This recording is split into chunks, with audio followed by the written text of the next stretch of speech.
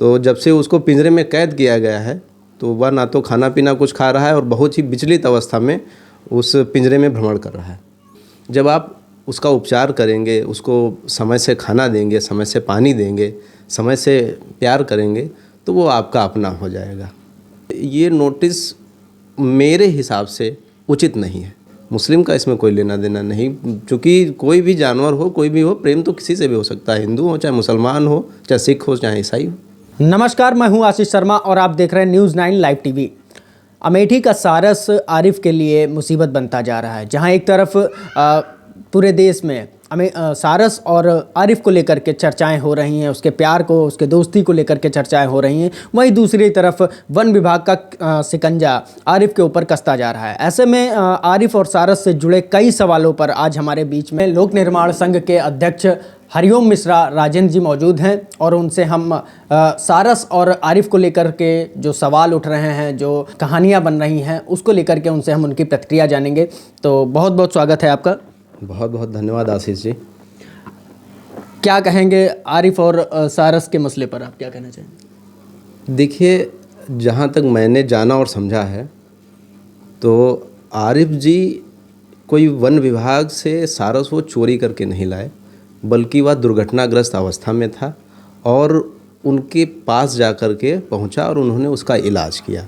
इलाज के दौरान कोई भी व्यक्ति हो, चाहे कोई भी जानवर हो, यहाँ जैसे गाय आती हैं, कुत्ता है या अन्य कोई भी जानवर ले लीजिए, जब आप उसका उपचार करेंगे, उसको समय से खाना देंगे, समय से पानी देंगे, समय से प्यार करेंगे, तो वो आपका अपना हो जाएगा।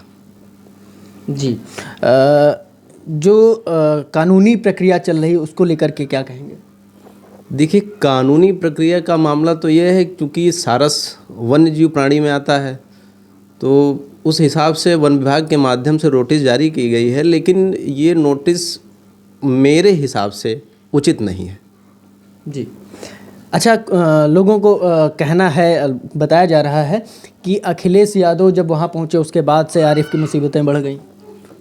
हाँ, ये बात तो सही है, चूँकि मान लीजिए किसी व्यक्ति विशेष के पास जब कोई भी राजनैतिक व्यक्ति पहुंचता है और फिर चूँकि माननीय श्री अखिलेश यादव जी पूर्व में उत्तर प्रदेश के मुख्यमंत्री रहे हैं और समाजवादी पार्टी के सुप्रीमो हैं, तो उनके पहुंचने का मतलब है उसको राजनीति के शिकंजे में कसना तो हो ही जाता है।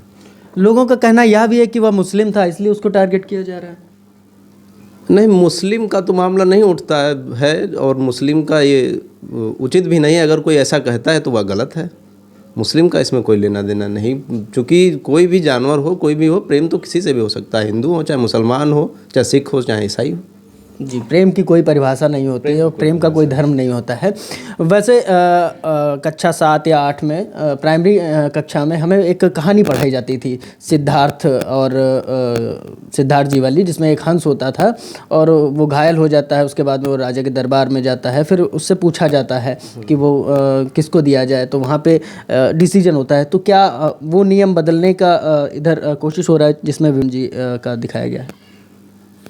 हाँ, नियम बिल्कुल उसके विरुद्ध तो है ही है। भगवान महात्मा बुद्ध जी के द्वारा जो वहाँ पर कार्य किया गया था, तो अगर वही कार्य किया जाता है तो वो भी निर्णय सटीक ही रहेगा। चूँकि सारस, मान लीजिए, अब जहाँ तक मैंने देखा है तो जब से उसको पिंजरे में कैद किया गया है तो वह ना तो खाना पीना कुछ खा रहा है और बहुत ही विचलित अवस्था में उस पिंजरे में भ्रमण कर रहा है। तो अभी जब उसको टीम ले गई थी तो बताया जा रहा है कि बीच में वो फिर वहाँ से उड़ के भाग लिया था और बरेली के आसपास कहीं वो पकड़ा गया था। उसके बाद में फिर वो चोटिल हुआ, सुनने में आ रहा है, और उसके बाद में उसको कानपुर जू में भेजा गया। क्या कहेंगे इस पर? देखिए, मान लीजिए कोई भी, जैसे मेरा घर है, मैं अपने माता पिता, अपने परिवार के साथ मैं रहता हूँ और मुझे यहाँ से कोई अलग कर देगा तो मैं जैसे ही मौका पाऊँगा वहाँ से निकलने की कोशिश करूँगा और अपनों के पास आने की पूरी ताकत लगाऊँगा। तो यही उस सारस ने भी किया है। यदि मान लीजिए उसको वहाँ पर स्नेह प्राप्त होता है और उसकी आत्मा की संतुष्टि वहाँ पर है तो उनको दे देना चाहिए। तो ये थे हमारे साथ हरिओम मिश्रा जी, जो कि लोक निर्माण संघ के अध्यक्ष हैं। उन्होंने सारस और आरिफ को लेकर के अपनी प्रतिक्रिया दी। बने रहिए न्यूज़ 9 लाइव टीवी के साथ में। मैं आशीष शर्मा, लखनऊ।